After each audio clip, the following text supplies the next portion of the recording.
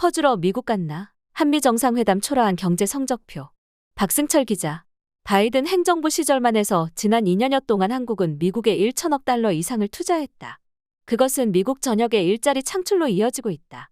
여기에는 텍사스의 삼성 반도체 공장과 현대의 전기차 공장과 SK 배터리 공장에 상당한 신규 투자 등이 포함된다. 투자 규모 그 자체로 중요하지만 첨단 기술을 한국 산업에 제공한다는 측면에서 양국 경제 발전에 큰 시너지로서 기여할 것으로 믿는다. 제이크 설리번 미국 국가안보보좌관과 윤석열 대통령의 발언은 이번 한미 정상회담의 경제 성적표를 한눈에 보여주고 있다. 지난 2년간 한국 기업들은 미국에 133조 원을 투자하기로 했지만 이번 정상회담 기간 확정된 미국 기업의 한국 투자는 59억 달러이기 때문이다. 이마저도 논란이 있는 넷플릭스의 투자분 25억 달러를 제외하면 24억 달러로 줄어든다. 지난 13일 김동연 경기도지사가 미국을 방문해 하루 만에 26억 달러 규모의 투자 유치에 성공한 것과 비교해도 초라한 숫자다. 정상회담에서 주고받을 카드가 많은 대통령과 달리 지방자치단체장이 협상할 수 있는 카드는 제한적인 점을 고려하면 이번 한미 정상회담의 경제 성적표는 초라하다고 평가할 수밖에 없다. 이번 정상회담의 4대 그룹 총수를 포함해 122명의 경제사절단이 동행했다는 점을 고려하면 더욱 초라하다. 대통령실은 넷플릭스의 한국 투자 금액이 25억 달러라고 밝혔다. 지난해 넷플릭스의 한국 투자 금액을 8천억 원으로 어림잡고 이런 추세대로 4년간 투자를 이어간다면 3조 2천억 원이라는 계산이 나온다. 테드 서렌도스 넷플릭스 공동 최고 경영자가 발표한 3조 3,400억 원 계획과 별다른 차이가 없다. 코닝은 15억 달러를 한국에 투자한다고 밝혔다. 26일 웬델 윅스 코닝 회장은 코닝은 지난 50년간 한국에 100억 달러 이상을 투자하고 수천 명의 고용을 창출했다라면서 앞으로 5년간 15억 달러를 추가로 투자하겠다라고 밝혔다. 지난 50년간 100억 달러를 투자했다면 5년 기준으로는 평균 10억 달러를 투자해왔다는 의미다.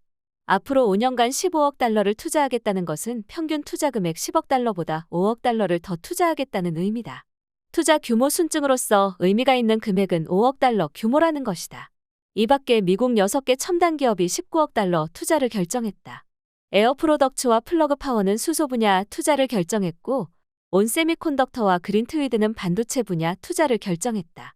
퓨어사이클 테크놀로지와 EMP벨스타는 친환경 분야 투자를 결정했다.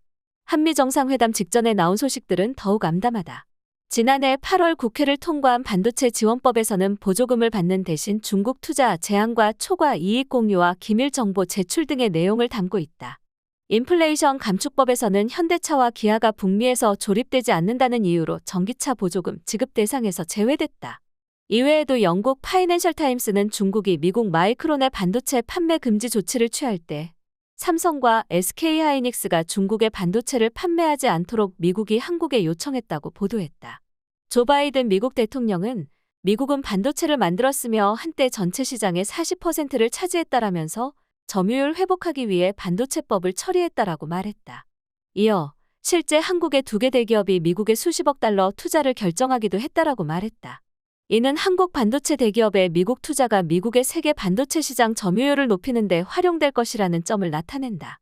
바이든 대통령은 또 한국에서도 일자리가 창출되고 있다라면서 그런 측면에서 윈윈이라고 생각한다라고 말했다. 미국의 반도체 정책으로 인해 한국에서 일자리가 창출됐거나 될 예정이라는 근거는 전혀 없기 때문에 실제 미국의 일방적 이익 관철을 윈윈이라고 표현한 것으로 봐야 한다. 양국 간 정상회담 합의문에는 경제적 성과에 관한 내용도 상당한 비중을 차지한다. 5G 및 6G 네트워크 장비와 구조 발전, 반도체, 철강 등 통상 관련 우려 협력, 외환시장 동향 협의, 최첨단 반도체, 첨단 패키징, 첨단 소재 분야 협력 모색 등이다. 특히 양 정상은 인플레이션 감축법과 반도체 과학법에 관한 한국 기업들의 우려를 완화하기 위해 한미 양국이 기울여온 최근의 노력을 평가하였다라는 내용이 포함됐다. IRA와 반도체 과학법 관련 한국 기업의 이익이 거의 반영된 것이 없는데도 이와 같은 문구가 포함된 것은 윤 대통령의 대미 협상력에 대한 근본적 의문이 제기되는 지점이다.